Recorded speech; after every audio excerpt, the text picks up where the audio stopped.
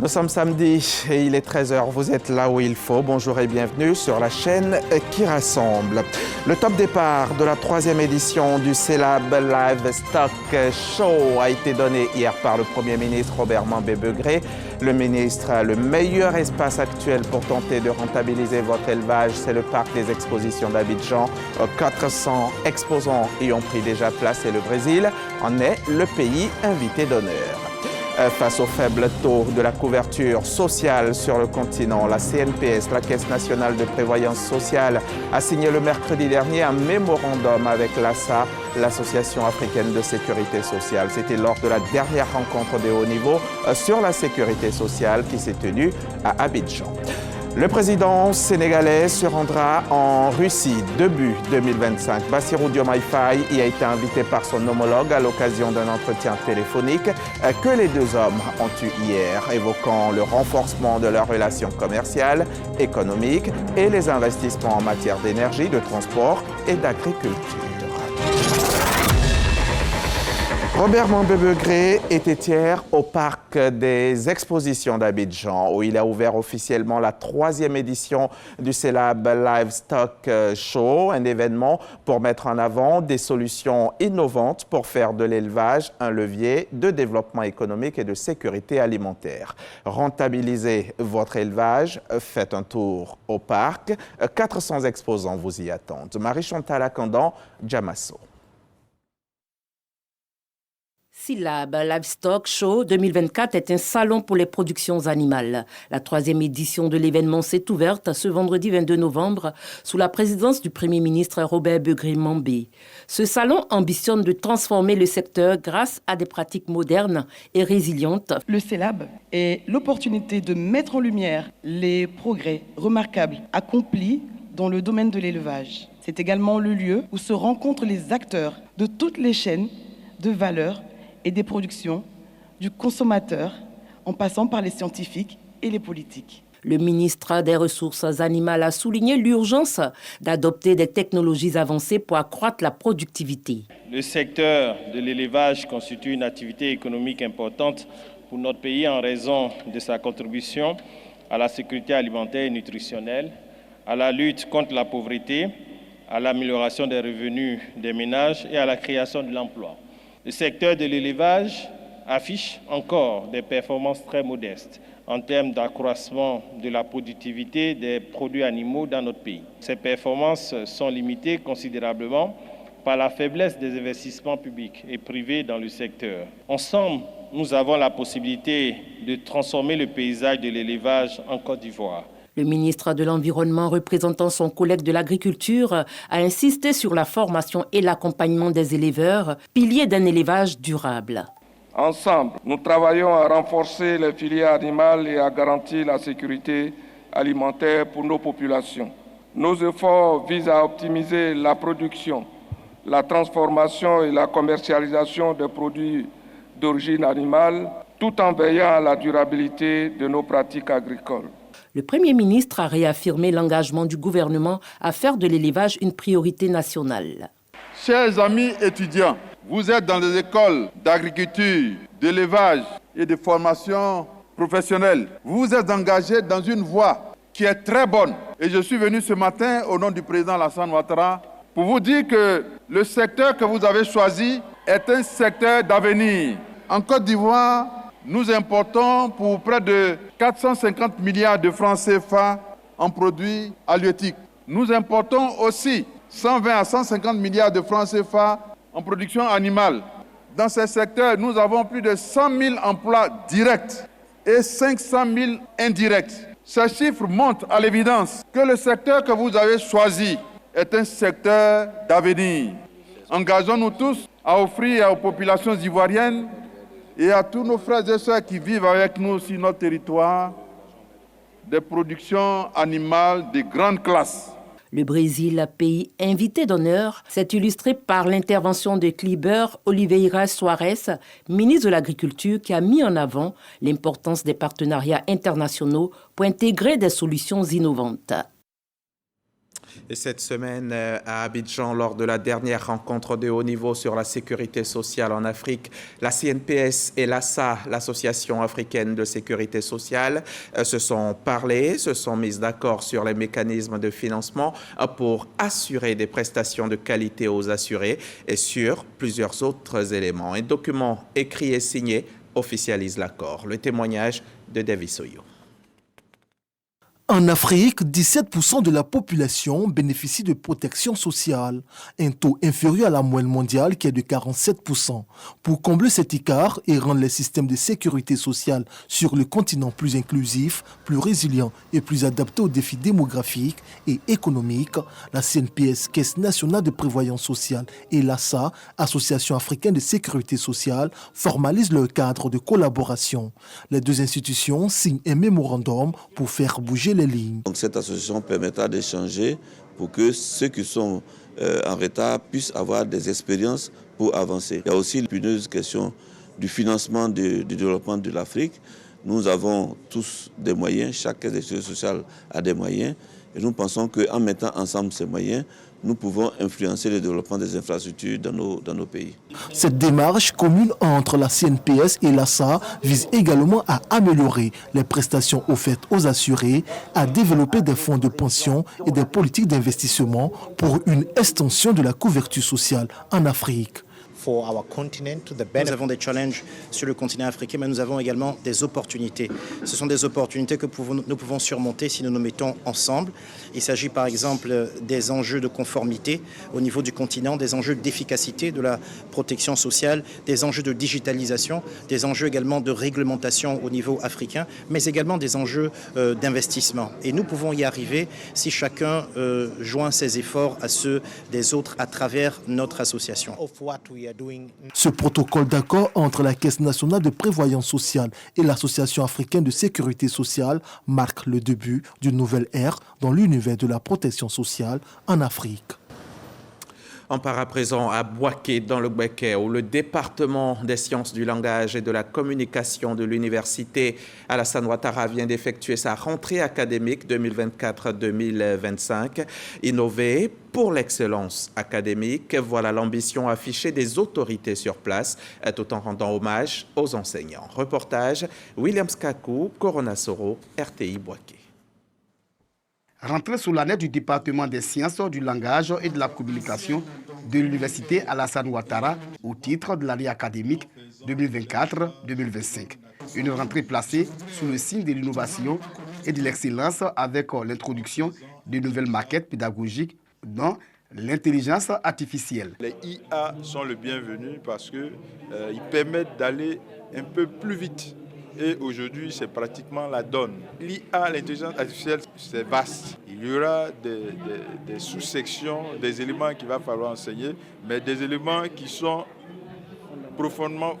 des éléments fondamentaux qui sont profondément liés aux enseignements des sciences du langage et de la communication.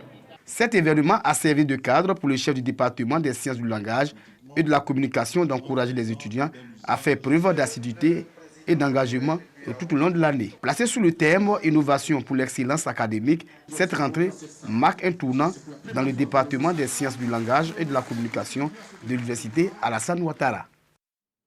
Venons-en maintenant à cette réunion des points focaux du PME. PME, Partenariat mondial pour l'éducation des pays d'Afrique de l'Ouest, du Centre et de l'Est. L'objectif de la rencontre, c'est mener des réflexions sur les problématiques liées à la transformation de l'éducation dans ces pays-là. Pour la ministre Maria Tokone, l'éducation reste un levier solide de développement pour la région. Elle l'a dit au micro RTI 1 de Sephora Zegui. Les points focaux du partenariat mondial pour l'éducation PME des pays d'Afrique de l'Ouest, du Centre et de l'Est, en réflexion à Abidjan sur les enjeux de la transformation de l'éducation. Il est très important d'avoir les collègues du ministère de l'Éducation engagés à prendre le lead dans le dialogue sectoriel. Donc c'est pour ça qu'on les invite pour qu'ils puissent échanger sur les problématiques, mais aussi sur comment transformer le secteur éducatif dans chacun de leurs pays. Un prétexte pour Mariatou Koné de présenter le modèle ivoirien. À travers le discours de la ministre, nous voyons qu'il y a un engagement ferme du gouvernement ivoirien d'améliorer le système éducatif, de le rendre plus moderne. La ministre ivoirienne ouvre les travaux en saluant l'engagement du PME qui a permis à la Côte d'Ivoire de bénéficier de plus de 222 millions de dollars, soit 139 milliards de francs CFA depuis 2010 pour renforcer son système éducatif. L'alignement du partenariat mondial sur les priorités nationales, fortement apprécié par le gouvernement de Côte d'Ivoire, est rendu possible grâce à un modèle de développement, un modèle de gouvernance sensible à la diversité et à l'implication de toutes les parties prenantes. La Côte d'Ivoire réaffirme son engagement à poursuivre la réforme du secteur éducatif et à renforcer sa coopération avec les pays voisins pour favoriser un développement harmonieux et durable à l'échelle régionale. On va ouvrir la page santé de ce 13h à Adzopé dans la Mai. Et là-bas se tient en ce moment une grosse opération traumatologique et orthopédique au profit des populations vulnérables. C'est donc totalement gratuit. Cette initiative du ministère de la Santé bénéficie de la collaboration d'une mission de spécialistes tchèques. Depuis Adzopé, le témoignage de Godefroy Okambawa. Près de 50 malades bénéficieront de cette opération liée à la chirurgie traumatologique et orthopédique. Une campagne conduite par des spécialistes tchèques en étroite collaboration avec les chirurgiens du CHR d'Azopé. Le système de coopération tchèque a fait une mission ici, d'évaluation de terrain. Et à l'occasion de cette mission, plus de 10 hôpitaux ont été visités, dont les hôpitaux d'Abidjan, de Dabou, d'Aniamant et d'Azopé. Mais ce sont nos techniciens eux-mêmes qui ont voulu démarrer par Azopé parce que Azopé présente des commodités qui leur semblent intéressantes pour démarrer cette coopération. Ils sont venus avec des équipements et ils vont utiliser ces équipements pour faire des interventions chirurgicales. Il y a des médicaments aussi. Et après cette activité, tout cet ensemble d'équipements va rester à l'hôpital ici pour permettre à nos médecins qui travaillent ici de pouvoir les utiliser pour continuer d'exercer leur art. Le préfet du département d'Azopé a exprimé sa gratitude envers cette mission tchèque Medevac qui, par cette opération, contribue au programme Santé pour tous. Ces opérations chirurgicales qui constituent un soulagement pour les patients et leurs parents prennent fin le 30 novembre prochain. Dr Bronguessan Grégoire vient d'être investi en tant que nouveau représentant de la Côte d'Ivoire au sein de la GOETFA, de Global Economic Development Fund Association. C'est donc le top départ d'un mandat qui vise à renforcer les initiatives de développement durable et à améliorer les conditions de vie des populations vulnérables sur le continent africain. Yves Niazale, Souleymane Donisongo, Ngata Kwame. L'auditorium de la CNPS abrite l'investiture officielle du Dr Bronguessan Grégoire en tant que représentant de la Côte d'Ivoire auprès de la Global Economic Development Fund Association. Il s'agit d'une institution internationale reconnue à titre consultatif spécial auprès du Conseil économique et social de l'ONU. Cette cérémonie marque le début d'une ère nouvelle, une ère de progrès pour la société ivoirienne. Le plan national de développement 2021-2025 vise à mobiliser près de 58 milliards de francs CFA, dont 74% proviendront du secteur privé. Notre rôle est d'aider à faciliter cette mobilisation, d'encourager les projets porteurs. Organisation intergouvernementale publique, Global Economic Development Fund Association intervient à la fois en tant qu'institution de financement du développement, mais aussi comme une structure de coopération internationale. Nous savons bien que la Côte d'Ivoire, ce qu'elle représente pour l'Afrique, on peut bel et bien être fier de le dire que c'est le berceau de l'Afrique. Avec tout ce dont qu'on a bel et bien demandé par rapport à vos projets, le nécessaire se fera. Fondé le 18 septembre 2017, Global Economic Development Fund Association se distingue comme l'une des rares organisations internationales à intervenir directement dans plusieurs pays. Elle est la première institution internationale présente dans 193 pays. Le reportage de Yves Niazalé a été commenté pour vous par Souleymane Donisongou. C'est beau, c'est grand, c'est propre, ça arrive à point nommé. Les commerçants de vivriers de la commune d'Arras saluent ainsi la réalisation de leur tout nouveau marché de gros, une infrastructure qui va venir améliorer leurs conditions de travail. Notre reporter Herman Niamia était présent à l'inauguration. Arras dispose désormais d'un marché de gros. Situé à la sortie nord de la ville, sur l'axe Arras à Bengourou, c'est ici que les commerçants et commerçantes du vivrier devront entreposer leurs marchandises avant de les acheminer sur la métropole Abidjan et les autres localités du pays. En créant ce marché, le maire Alette Badou Nguessan veut mieux organiser les activités économiques dans sa commune. L'ouverture de ce marché de gros répond à plusieurs problématiques. Déjà, permettre à nos braves dames de pouvoir écouler efficacement leurs produits vivriers et pouvoir en bénéficier largement des fruits de leur labeur. Et cela donnera aussi l'occasion d'en créer davantage, créer d'autres marchés, créer d'autres espaces pour que l'économie locale même soit dynamique. Les bénéficiaires ont exprimé leur gratitude au maire pour cette infrastructure qui leur permet de disposer d'un site où ils pourront mener leurs activités en toute quiétude. On était un peu éparpillés parce qu'on n'était pas ensemble. Les camions étaient obligés de se promener pour faire les ramassages. Mais aujourd'hui, nous serons tous ensemble. Là, ça va nous permettre d'arriver vite à Abidjan. Outre le marché de gros, le maire a annoncé à cette cérémonie la réalisation de plusieurs autres projets au profit de la population. Il s'agit de renforcement de l'électrification ici dans la commune, et cela à hauteur de près de 200 millions. Nous allons faire le reprofilage lourd avec pose d'ouvrage. Nous avons également, au titre des projets, la construction 4 salles de classe plus bureaux à l'EPP Unité.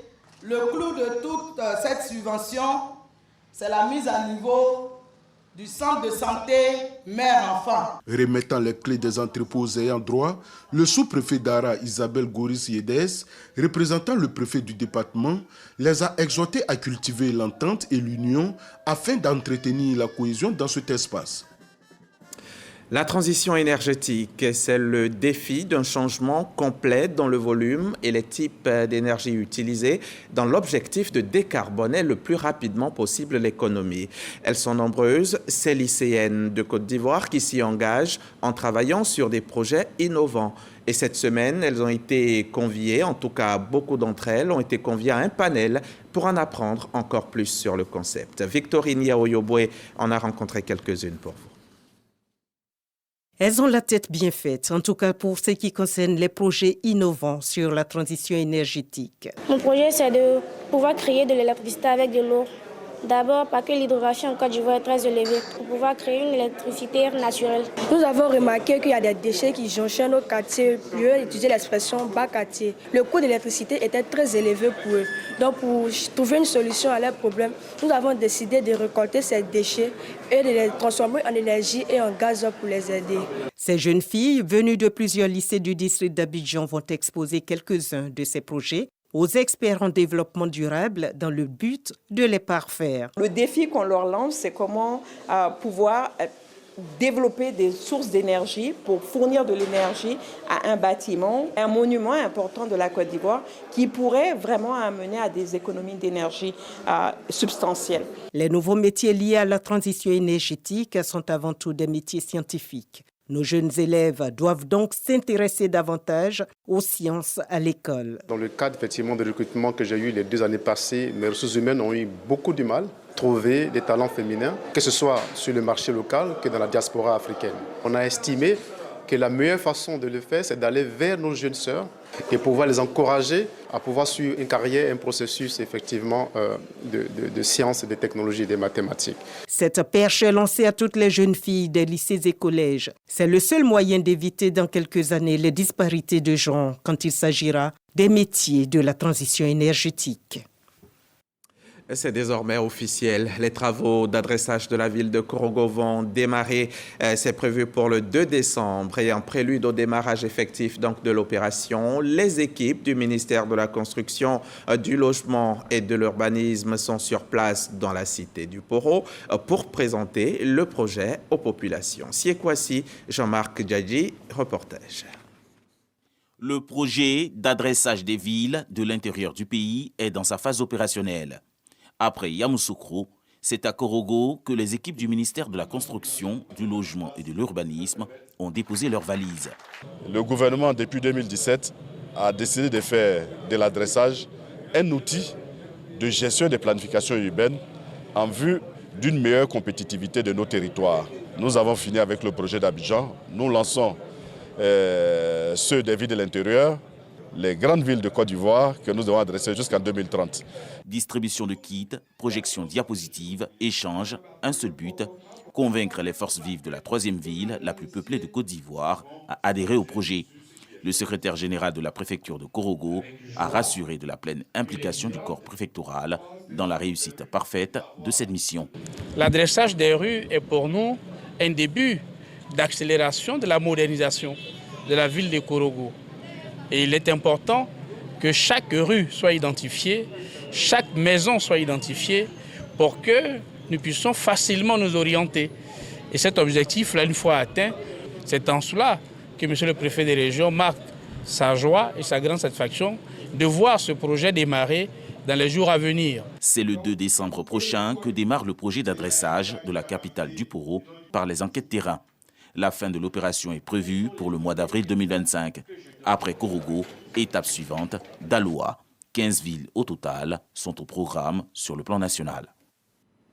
On va rester encore un moment dans le Poro. La journée nationale de la paix y a été célébrée. Je rappelle que c'était le 15 novembre dernier. Et pour l'occasion, c'est la ville de Koni que les agents des eaux et forêts ont choisi pour cette fête dédiée à la paix. Ils y ont planté des arbres et ont sensibilisé les populations à en faire autant. Le compte-rendu de Siekwasi et Jean-Marc Djadji.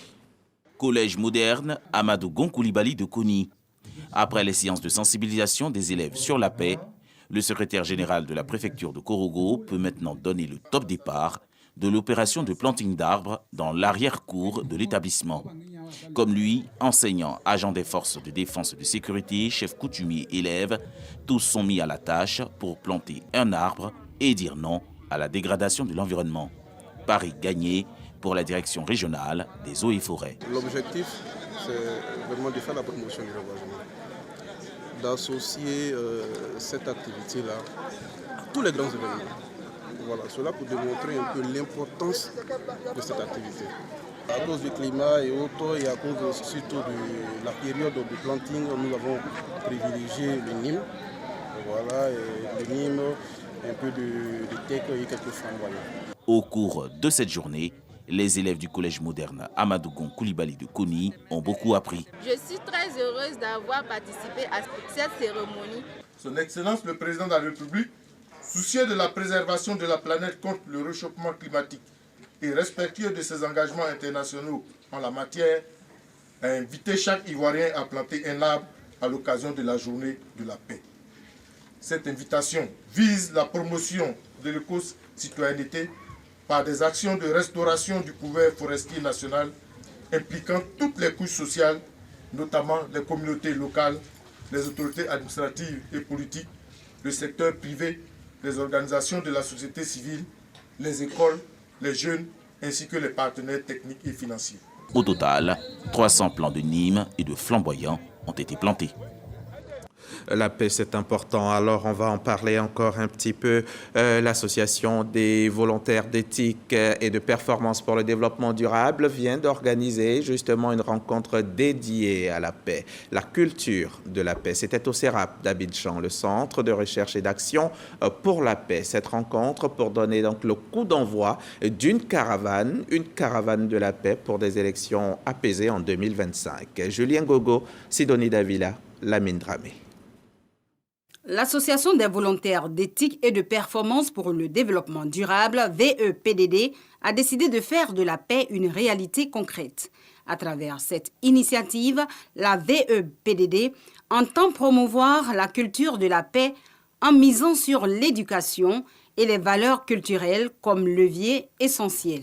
Notre objectif est de promouvoir le développement durable. C'est pour cela que nous avons décidé d'effectuer le lancement d'une campagne pour la paix en 2025, année de période électorale, afin que les Ivoiriens se tranquillisent et puissent aller aux élections dans la paix. Les jeunes volontaires engagés dans ce projet ont partagé leur vision de la paix, en insistant sur son rôle fondamental dans le développement durable et la cohésion sociale. Avec eux, des représentants de partis politiques, ardents défenseurs d'une nation unie, ont également pris la parole. En octobre 2025, nous aurons les élections présidentielles en Côte d'Ivoire. Le PDCI, ce parti, appelle les Ivoiriens à œuvrer ensemble pour avoir les élections présidentielles les plus paisibles possibles. La paix, c'est un comportement d'assurance, de sécurité et de tranquillité. La paix, c'est la vie. Sans la paix, il n'y a pas de développement. Instaurée le 7 mars 1996, la Journée nationale de la paix est célébrée tous les 15 novembre. Nous sommes le 23 novembre. Décembre, ce n'est pas loin. Et décembre, c'est la ferveur des fêtes, c'est l'ambiance, beaucoup de mouvements, mais aussi beaucoup de risques. Sur nos routes, le danger est permanent. On n'est pas forcément à l'abri d'un accident. La jeunesse d'Azagué l'a bien compris. Elle veut se prémunir de ce type de malheur, d'où cette campagne de sensibilisation qu'elle initie. Jean-Marc Djadji est allé voir pour nous.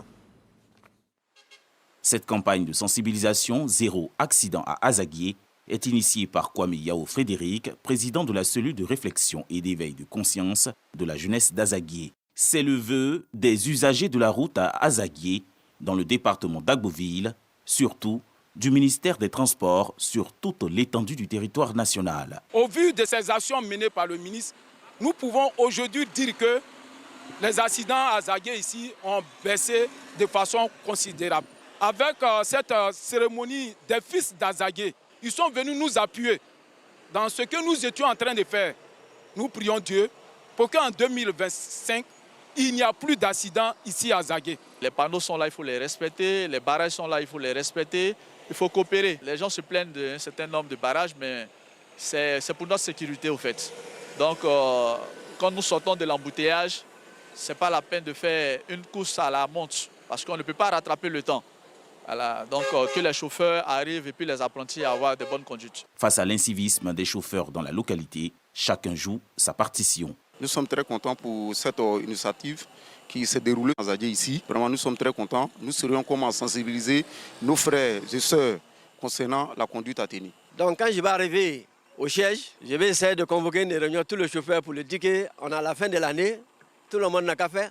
Attention, comme ce qu'on a attendu, c'est ça qu'on doit faire. En marge de cette campagne contre l'incivisme routier dans la région de l'Agnébi-Tiassa, l'établissement public primaire Jean-Aiglin d'Azagué a reçu une vingtaine de tables bancs des mains de Kwame Yao Frédéric, anciennement élève de l'école.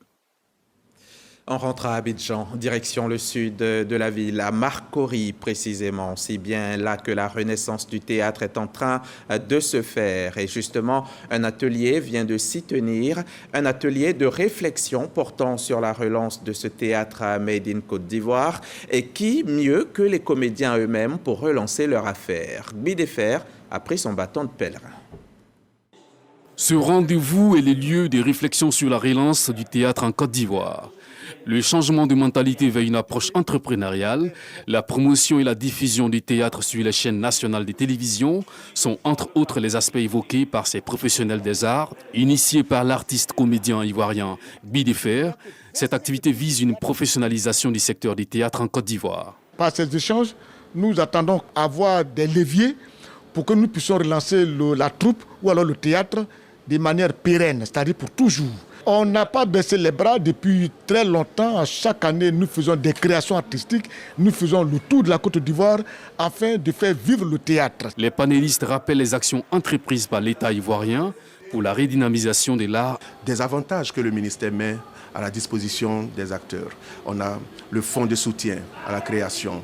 On a le fonds qui permet aux acteurs de soumissionner, d'avoir un prêt. C'est un fonds de 1 milliard que le ministère de la Culture, en partenariat avec le ministère de la Jeunesse, ont mis en place. Pour bénéficier de ces fonds, il faut être structuré. Cette activité montre qu'il y a une volonté de part et d'autre, à la fois du gouvernement, mais également des acteurs même de la scène, à faire du théâtre une nouvelle dynamique. Et je pense que la volonté y est. L'État, à travers le ministère de la Culture et de la Francophonie, est en train de mettre en place l'infrastructure, l'écosystème adéquat pour que le théâtre renaisse de ses cendres. Ces assises s'inscrivent dans le plan d'action de l'artiste Gbidefer et sa troupe, le Djeli Théâtre, de plus en plus engagée pour le réveil du théâtre en Côte d'Ivoire. C'est là à travers de nouvelles productions comme La Batterie, pièce qui sera mise en scène le 30 novembre prochain à la salle Kodjo et Bouclé du Palais de la Culture de Trècheville. Un reportage signé Souleymane Doni-Songou. Bassirou Diomaye Faye se rendra en Russie début 2025. Le président sénégalais y a été invité par son homologue à l'occasion d'un entretien téléphonique que les deux hommes ont eu hier. L'occasion d'évoquer la relation bilatérale entre les deux pays et de projets communs dans différents secteurs économiques.